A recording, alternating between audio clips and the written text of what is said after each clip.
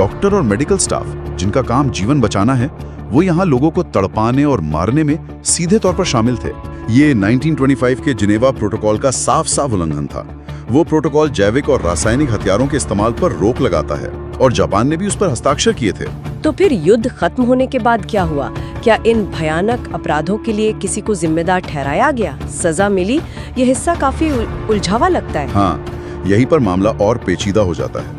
देखिए, युद्ध के बाद अमेरिका ने जनरल डगलस मैकार्थर के नेतृत्व में अमेरिकी सेना ने शिरो इशी और यूनिट 731 के कई बड़े अधिकारियों और वैज्ञानिकों को एक डील ऑफर की। डील? कैसी डील? उनके जैविक युद्ध रिसर्च का सारा डेटा अमेरिका को सौंपने के बदले उन पर कोई मुकदमा नहीं चलाया जाएगा। पूरी तरह से कानूनी माफी। अमेरिका को यह डेटा अपने खुद के जैविक हथियार कार्यक्रम के लिए बहुत जरूरी और कीमती लगा, तो उन्होंने इस डेटा के लिए न्याय को एक तरह से नजरअंदाज कर दिया।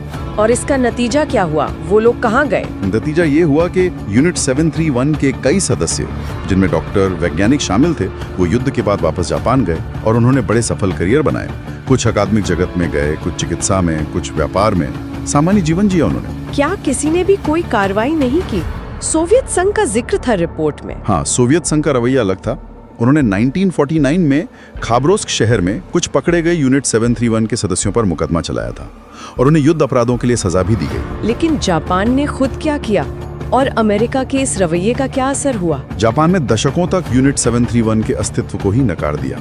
अमेरिकी कवरअप ने इसमें उनकी मदद की, सबूत नष्ट कर दिए गए और जो लोग इसमें शामिल थे उन्हें कड़ाई से चुप रहने का आदेश दिया गया। तो फिर ये सच्चाई बाहर कैसे आई? 2018 में जापान के राष्ट्रीय अभिलेखागार ने पहली बार यूनिट 731 के 3607 सदस्यों के नाम सार्वजनिक किए, लेकिन सच को पूरी तरह स्वीकार करने में जापान को बहुत लंबा समय लगा और आज भी इस पर बहस जारी है। तो आज इतने सालों बाद इस भयानक इतिहास का क्या महत्व है?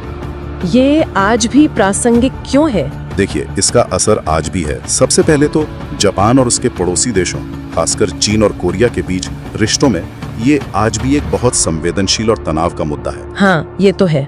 यासुकुनी श्राइन जैसे मुद्दे हैं जहां कुछ युद्ध अपराधियों के साथ यूनिट 731 के कुछ सदस्यों को भी सम्मानित किया गया है। ये चीजें लगातार विवाद पैदा करती हैं। और नैतिकता के लिहाज से? चिकित्सा नैतिकता के लिए ये एक बहुत बड़ा सबक है। ये घटना हमें सूचित सहमति, इन्फॉर्म्ड कंसेंट के महत्व की याद दिलाती है, वैज्ञानिक अनुसंधान में नैतिक सीमाओं का क्या मतलब है ये समझाती है, और एक बहस आज भी चलती है कि इस तरह के अनैतिक प्रयोगों से मिले डेटा, जिसे दूषित ज्ञान कहा जाता है, उसका इस्तेमाल करना चाहिए या नहीं।